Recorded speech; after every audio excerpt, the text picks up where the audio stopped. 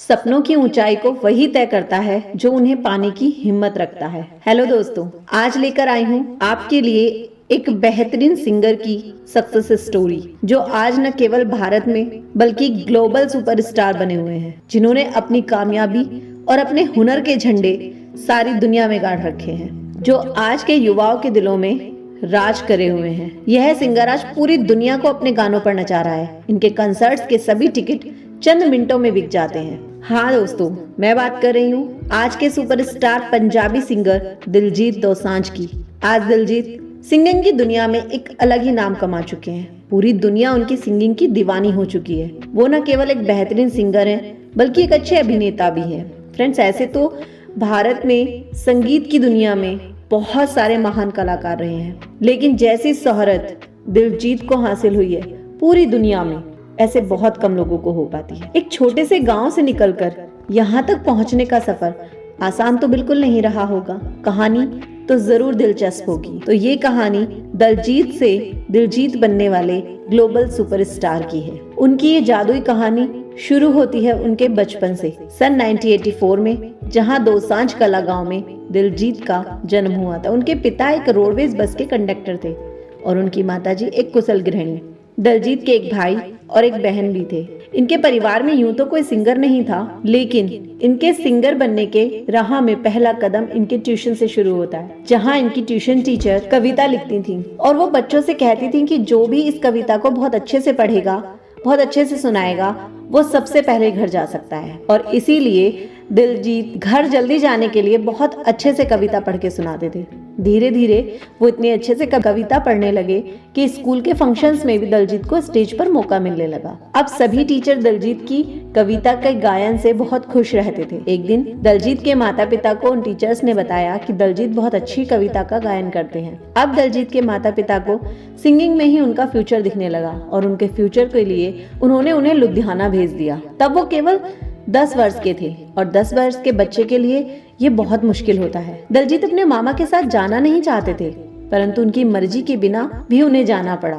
वो बिल्कुल भी ये नहीं चाहते थे कि उनसे पूछे बिना कोई उन्हें कैसे भेज सकता है। दिलजीत बताते हैं कि ये वक्त उनके लिए सबसे बुरा था। वो सबसे बुरा दौर उनके जीवन का था। वो अपने घर वालों से इस बात पर बहुत नाराज भी थे। कहते हैं कि मामा के यहाँ एक बहुत छोटा सा कमरा था, जिसी में उनको रहना होता था। पैसे इतने भी नहीं होते थे कि वो कभी अपने माँ बाप से फोन पे बात कर सके, क्योंकि उस वक्त इतने फोन तो थे नहीं। कोई एक आधा फोन होता था और वो भी बहुत महंगा होता था। उन्होंने इसकी वजह से 1.5 साल तक अपने माता पिता से बात तक नहीं की थी। उन्होंने इतनी कड़ी मेहनत की अपनी सिंगिंग के लिए। उनके मामा के साथ जब वो रहते थे तो उसी कमरे में एक तबला और कुछ 1-2 इंस्ट्रूमेंट्स भी थे, जिन्हें उन्होंने बजाना भी सीख लिया था।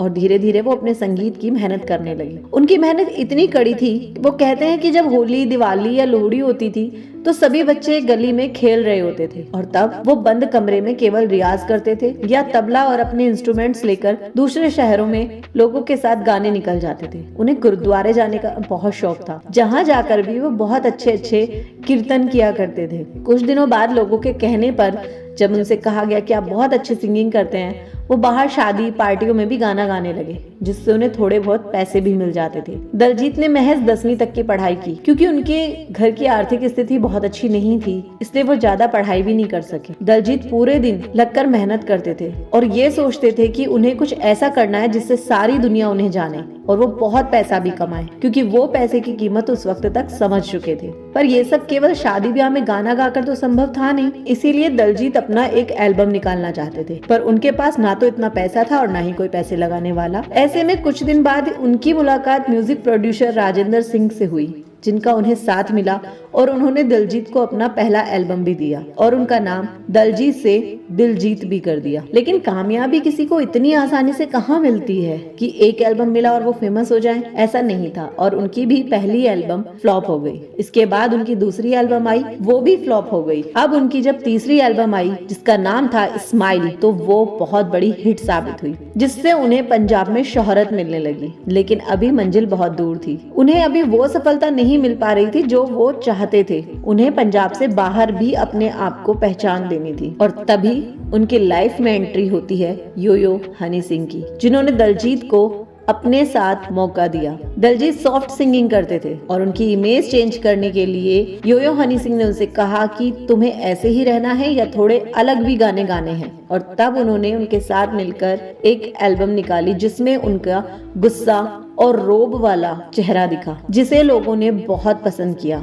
और इससे इम्प्रेस होकर उन्हें एक मूवी में मिली जिसका नाम था द लायन ऑफ पंजाब। अब वो धीरे धीरे अपने सपनों के करीब जा रहे थे, वो फेमस हो रहे थे, लेकिन जब ऊंचाइयों पर चढ़ो ना तो गिराने वाले बहुत आ जाते हैं। ऐसा ही उनके साथ भी हुआ। सन 2016 में उनका एक एल्बम आता है अर्बन पेंड्यू। उसमें एक गाना होता है 15 साल, जिस पर बहुत बड़ा बवाल मच जाता है। उनके घर के बाहर नारे लगते हैं, लोग तख्तियां लेकर खड़े हो जाते हैं, उनका बहिष्कार हो रहा होता है। लेकिन तभी दिलजीत अपनी गलती को मानते हैं, गुरुद्वारे जाकर माफी मांग लेते हैं और ये वादा करते हैं कि वो आगे से इस तरह का कोई भी गाना नहीं गाएंगे। इसी तरह मुश्किलों से लड़ते लड़ते वो आगे बढ़ते हैं। तभी उन्हें उड़ता पंजाब नाम की मूवी मिल जाती है। उस मूवी में वो इतना अच्छा परफॉर्म करते हैं कि उन्हें बेस्ट डेब्यू के लिए फिल्म फेयर अवार्ड भी मिलता है। वो मूवी हिट जाती है। अब उन्हें बहुत फिल्मों के ऑफर भी आने लगे, लेकिन उन्होंने वो फिल्मों को ही करने का फैसला किया जिनमें उन्हें अपनी पग न उतारनी पड़े, क्योंकि पंजाबियों के लिए उनकी पगड़ी उनकी शान होती है। अब वो नित नए सफलता के कीर्तिमान गढ़ने लगे और तभी उन्हें कनाडा के बिलबोर्ड के कवर पर भी फीचर किया गया। कनाडा के प्रधानमंत्री उनसे मिलने चले आए उनके कंसर्ट में। कोचेला जैसा शो जिसमें आज तक किसी भारतीय ने परफॉर्म नहीं किया, उसमें परफॉर्म करने वाले वो अकेले सिंगर बने हैं भारत की। जिमी फॉलेन ने अपने शो में उन्हें बुलाया। ईडी सरीन के साथ उन्होंने स्टेज शेयर किया और अब साल 2024 आते आते दिलजीत उस मुकाम पर हैं जो वो चाहते थे। आज वो उन्हें सब मिल गया है। आज उनकी ये कीर्ति है कि वो जिस कंसर्ट को कर रहे होते हैं, जिस शो में वो होते हैं, उसके टिकट्स कुछ ही मिनटों में बिक जाते हैं। उन्हें दिल्ली में हुई हाल ही के कंसर्ट में जो अभी हुआ है कुछ दिन पहले, उनके टिकट 1 मिनट से भी पहले में सभी टिकट बिक चुके थे। चंडीगढ़ में अभी फिर से एक और कंसर्ट उनका हुआ है जहां पर भी जाम लग गया सड़कों पर। दोस्तों, सफलता ऐसे ही नहीं मिलती, कितना कुछ सहना पड़ता है उसके लिए। ये दिलजीत से सीखो। दिलजीत ने वो आर्थिक तंगी देखी अपने घर की। दिलजीत ने अपने माँ बाप को छोड़ दिया, बाहर निकल कर आ गए। बच्चों की तरह कभी बचपन में उन्होंने खेला नहीं, वो सिर्फ रियाज करते रहे। बड़े होकर जब सिंगिंग करने लगे तो लोगों ने उन्हें धमकियां देने लगी, उन्हें जान से मारने तक की धमकियां आने लगी, क्योंकि उनके कुछ गाने थे जिनसे लोग खिलाफ हो गए थे।